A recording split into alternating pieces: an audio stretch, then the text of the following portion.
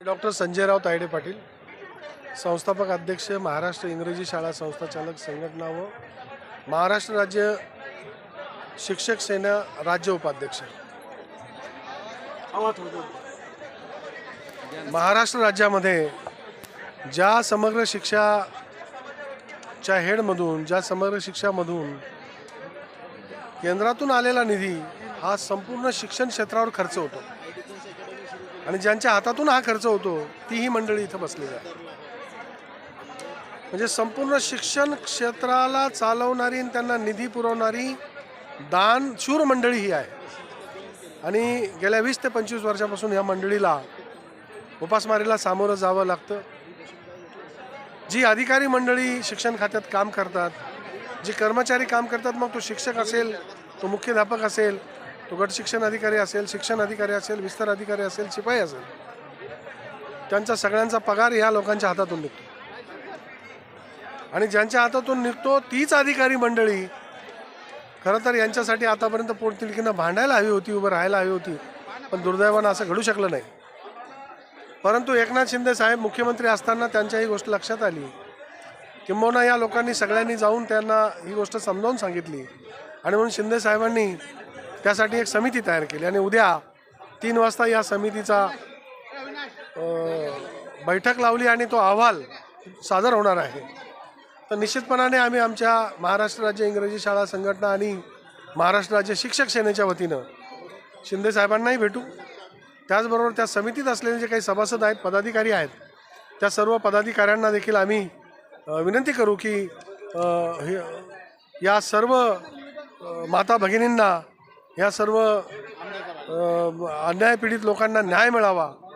कारण आता रिटायर व्हायला आले, काही लोक रिटायर झाले, काही लोक एक्सपायर झाले, देवाघेरी गेले। आता आज परिस्थिती अशी आहे की शासनाकडे शासन पेन्शनही देत नाही, कंत्राटी लोक भरायला सुरुवात झाली आणि जी माणसं 20-25 वर्षापासून आता यांच्या जागेवर रिप्लेस करायला दुसरे माणसं पण भेटणार नाहीत, कारण हे 25 वर्ष काम करून हे तरबेज झालेले लोक आहेत। त्या कामाला योग्य न्याय सुद्धा हेच देऊ शकतात आणि म्हणून मी इथं त्यासाठीच आम्ही आमची टीम सगळी इथं त्यांच्यासाठीच आलो की यांना आम्ही पाठिंबा जाहीर करतो आणि साहेबांनाही विनंती करतो की उद्या 3 वाजता यांच्यासाठी पॉझिटिव्ह निर्णय घ्यावा।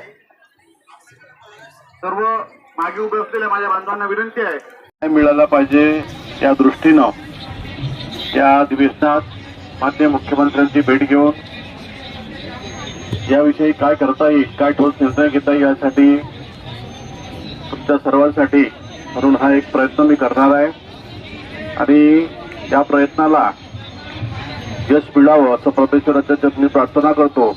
आणि हे जे 20-20, 25-25 वर्षापासून जे कर्मचारी काम करतात, त्यांना जे रिटायरमेंटवर आलेले आहे त्यांना न्याय मिळाला पाहिजे हा दृष्टिकोन ठेवून आपण सर्वजण हे आंदोलन इथं करत आहात। तुमच्या आंदोलनाला पाठिंबा देण्यासाठी म्हणून मी आज इथं आलेलो आहे, एवढंच त्याबद्दल बोलतो।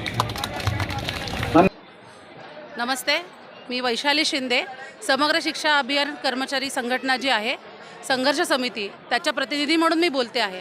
आज गेले 15 ते 20 वर्ष आम्ही सगळेजण कंत्राटी तत्वावर समग्र शिक्षामध्ये काम करत आहोत आणि जसं साहेबांनी आता सांगितलं की नुसता निधीच नाही तर आम्ही संपूर्ण शिक्षण विभागातली सर्वच कामे आम्ही करत आहोत। मग वेगवेगळे 13 कॅडर आहेत आमचे, MIS कोऑर्डिनेटर असेल, डाटा एंट्री ऑपरेटर असेल, जिल्हा समन्वयक पर्यायी शिक्षण असेल, जिल्हा समन्वयक मुलीचे शिक्षण असेल, सहाय्यक कार्यक्रम अधिकारी असतील, विषय साधन व्यक्ती असतील, वेगवेगळ्या पदाचे जे इंजिनियर्स आहेत आमचे, अशी वेगवेगळे 13 कॅडर्स आहेत आणि ते संपूर्ण लोक मिळून आमचा शिक्षण विभागात आम्ही चालवत आहोत। आणि इतकी मोठी महत्त्वाची कामगिरी बजावत असताना शासनाने मात्र आमच्याकडे अद्याप दुर्लक्ष केलेलं आहे। त्यामुळे आमचा हा आक्रोश आहे आणि आम्ही शासनाला असं सांगतोय, जोपर्यंत आम्हाला शासन सेवेत कायम करण्याचा ठराव मंजूर होत नाही तोपर्यंत आम्ही कोणीही मैदान सोडणार नाही, भले आमचा इथे जीव गेला तरी चालेल। आमच्या 4 ते 5 महिला आज इस्पितळामध्ये दाखल झालेल्या आहेत आणि इथे सुद्धा तुम्ही बघू शकता 3 ते 4 महिला इथे झोपल्या आहेत, त्यांना त्रास होतोय, परंतु त्यांनी सांगितलं जोपर्यंत कायम होत नाही तोपर्यंत आमचा जीव गेला तरी चालेल, पण आम्ही हे मैदान सोडणार नाहीये। त्यामुळे शासनाला विनंती आहे की आपण आम्हाला कायम करा। आमच्या अर्ध्या बांधवांना तुम्ही कायम केलं आणि आम्हाला मात्र वाऱ्यावर सोडलं ही खंत आमची आहे. त्यामुळे आमची विनंती आहे की आम्हाला कायम करण्याची ठराव तुम्ही आत्ता या 11 तारखेच्या मीटिंगमध्ये मंजूर करावा आणि आम्हाला कायम करावं. धन्यवाद.